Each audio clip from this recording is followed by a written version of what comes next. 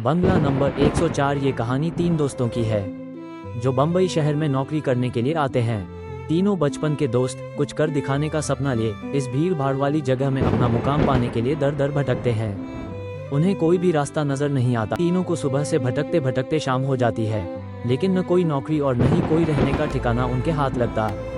तीनों मायूस होकर एक छोटे से होटल में खाना खाते हैं। दरअसल उनके पास कोई खास पैसे भी नहीं होते। वह तो सिर्फ अपनी 1-2 दिन की व्यवस्था बनाकर निकले थे। उन्हें लगा था कि आते ही उनके साथ कोई चमत्कार होगा और उनको नौकरी मिल जाएगी। तीनों एक बिल्डिंग के पास पहुंच जाते हैं। कुछ देर बाद सभी बिल्डिंग के गेट के पास बैठ जाते हैं। 1-2 घंटा बैठे हुए गुजर जाते हैं। तभी बिल्डिंग के चौकीदार की नज़र उन पर पड़ती है और वह जोर की आवाज़ में उन्हें डांटते हुए कहता है, कौन हो तुम लोग, यहाँ क्यों बैठे हो? तीनों अजनबी शहर में किसी को पहचानते नहीं और न ही उनका कोई ठिकाना है। तीनों अपनी जगह पर जल्दी खड़े हो जाते हैं और अपनी बात चौकीदार को बताते हैं। चौकीदार को तीनों की हालत देखकर उन पर तरस आता है। उसे एहसास होता है कि कुछ सालों पहले ऐसे ही वो काम मांगने आया था। तब किसी ने उसे सहारा दिया था और आज कम से कम वो इतने बड़े शहर में छोटे से काम के साथ जीवन यापन कर पा रहा है। जॉन उन तीनों में थोड़ा समझदार होता है।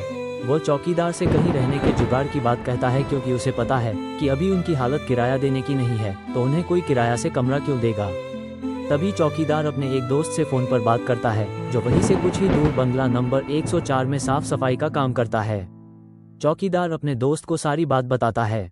तभी उसका दोस्त कहता है कि मेरे साहब तो अपने परिवार के साथ 2 महीनों के लिए बाहर गए हैं, तब तक मैं रहने का इंतजाम कर सकता हूँ। ये बात सुनकर तीनों दोस्त बहुत खुश हो जाते हैं और वह जल्दी से चौकीदार से कहते हैं कि आप हमें बता दीजिए हम उनके पास कैसे पहुँच सकते हैं। चौकीदार कहता है कि वो बंगला थोड़ा दूर है, रात को वहाँ कोई टैक्सी ऑटो भी नहीं मिलेगा।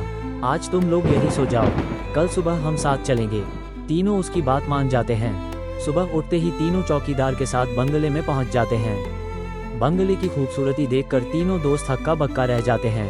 उन्हें यकीन ही नहीं होता कि उन्हें इतने अच्छे बंगले में रहने का मौका मिलेगा। बंगले का नौकर तीनों दोस्तों को गेस्ट रूम में ले जाता है। तीनों दोस्त रूम में पहुंचकर राहत की सांस लेते हैं। जल्दी से तीनों नहाकर तैयार हो जाते हैं और काम की तलाश में निकल जाते हैं।